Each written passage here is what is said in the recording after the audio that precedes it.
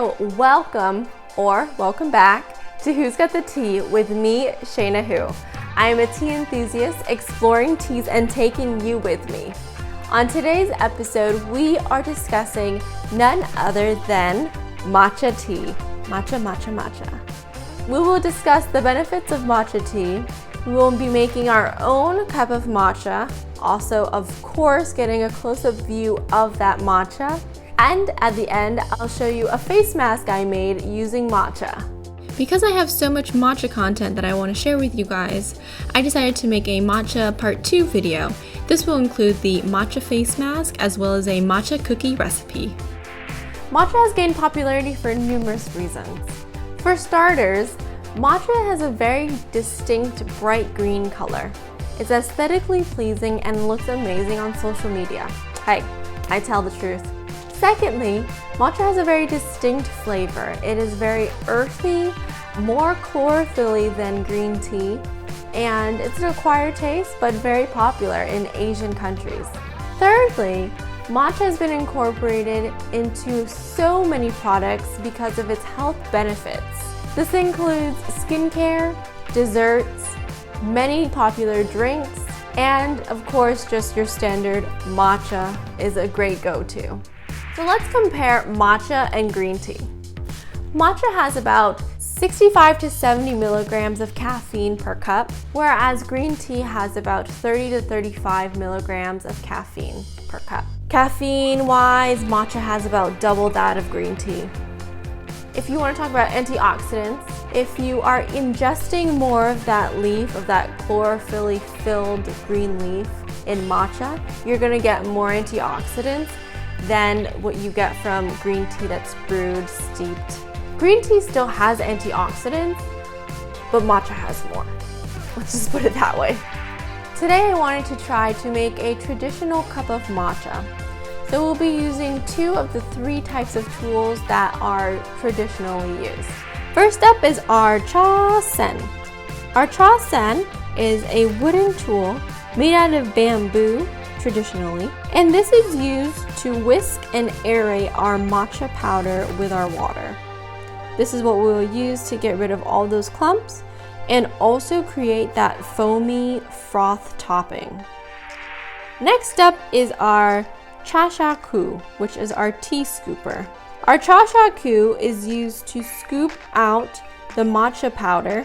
As you can see, it has a very aggressive angle, and it's not anything like a regular spoon that we're used to. Last but not least, we would have a cha-wan, which is a matcha bowl, but today we have a regular bowl.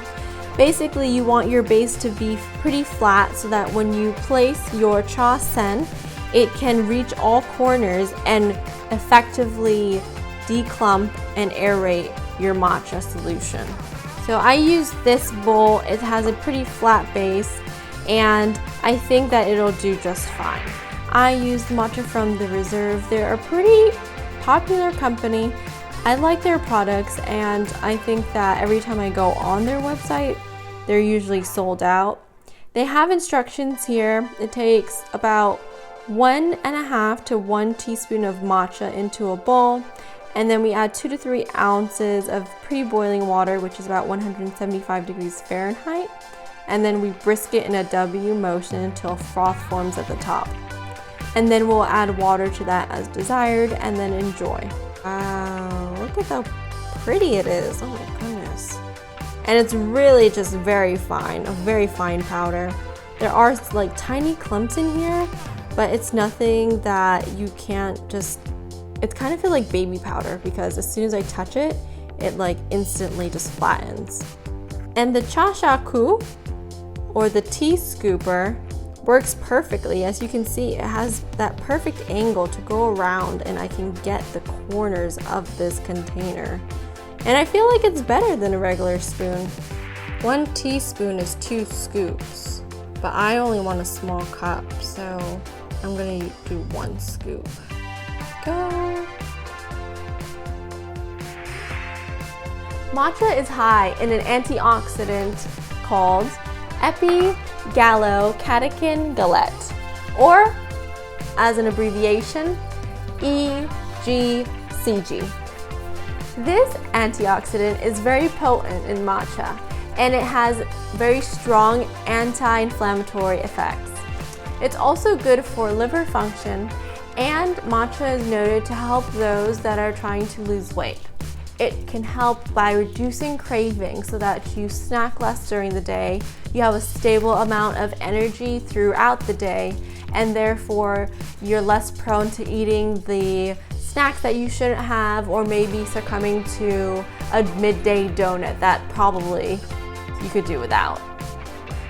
Alright guys, we have our matcha. I want to taste it as is, so I'm not going to add any additives such as milk or even sugar. I just want to taste matcha in its matcha form. I will say, however, that using the chasen was kind of difficult.